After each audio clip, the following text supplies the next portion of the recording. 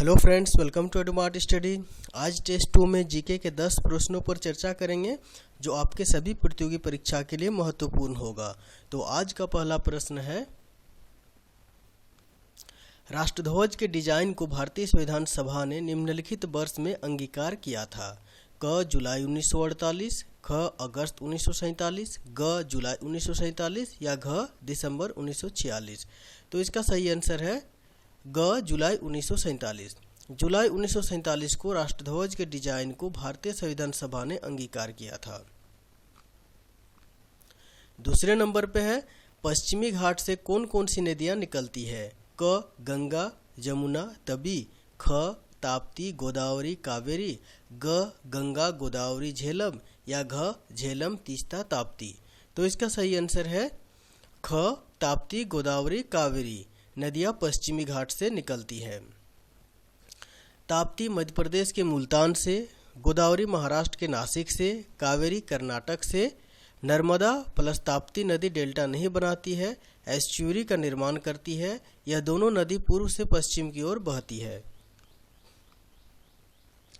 तीसरे नंबर पे है, संसार की सबसे विशाल नदी कौन सी है। क अमेजन, ख नील, ग गंगा या घ गोदावरी। तो इसका सही आंसर है क अमेजन संसार की सबसे विशाल चौड़ी नदी है। नील नदी यह विश्व की सबसे लंबी नदी है।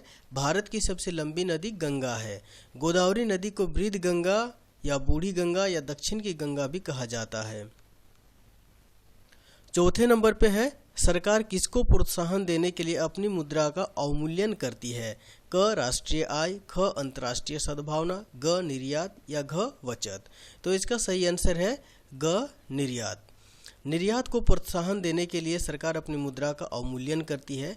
भारत अभी तक 3 बार 1949, 1966, 1991 अवमूल्यन कर चुका है। पांचवें नंबर पे है, निम्नलिखित में से कौन सा पुरस्कार संयुक्त राष्ट्र संघ की एक एजेंसी द्वारा दिया जाता है। क नॉर्मन बोरलॉग पुरस्कार, ख कलिंग पुरस्कार, ग रेमन मैग्सेसे पुरस्कार या घ पुलित्जर पुरस्कार। तो इसका सही आंसर है ख कलिंग पुरस्कार। कलिंग पुरस्कार यूएनओ की एक एजेंसी के द्वारा दिया जाता है।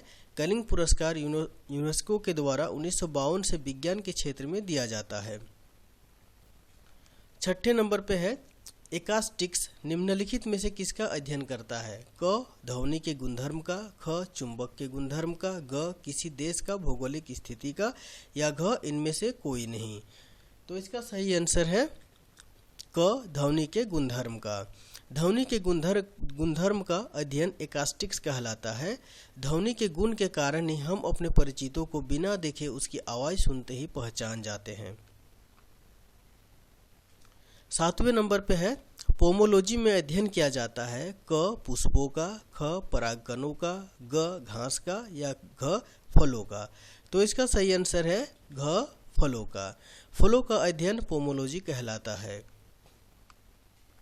आठवें नंबर पे है, शुष्क या रेतीली भूमि पर उगने वाले पौधे को क्या कहते हैं। क जीरोफाइट, ख हाइड्रोफाइट, ग मेसोफाइट या घ हाइग्रोफाइट या घ हाइग्रोफाइट। तो इसका सही आंसर होगा दोस्तों क जीरोफाइट। जीरोफाइट शुष्क या रेतीली भूमि पर उगने वाले पौधे को कहा जाता है। 9वें नंबर पे है, मोहम्मद बिन तुगलक द्वारा अपनाया यह सांकेतिक मुद्रा किस धातु का बना हुआ था। क कांसा, ख पित्तल और तांबा, ग चांदी या घ लोहा। तो इसका सही आंसर है ख पित्तल और तांबा। पित्तल प्लस तांबा का मोहम्मद बिन तुगलक द्वारा अपनाया गया सांकेतिक मुद्रा बना हुआ था। मोहम्मद बिन तुगलक ने सांकेतिक मुद्रा चलाया था। यह मुद्रा पित्तल प्लस तांबा का बना होता था। इस मुद्रा का मूल्य चांदी के रुपये टका के बराबर था। 10वें नंबर पे है, निम्नलिखित में से किस अधिवेशन में राष्ट्रीय कांग्रेस के नरम एवं गरम दलों का पुनः विलय हो गया। क लाहौर 1929, ख पुणे 1917, ग लखनऊ 1916 या घ मद्रास 1915। तो इसका सही आंसर है ग लखनऊ 1916। लखनऊ अधिवेशन 1916 में राष्ट्रीय कांग्रेस के नरम एवं गरम दलों का पुनः विलय हो गया था। सूरत फूट या कांग्रेस में अलगाव 1907 में पहली बार हुआ था।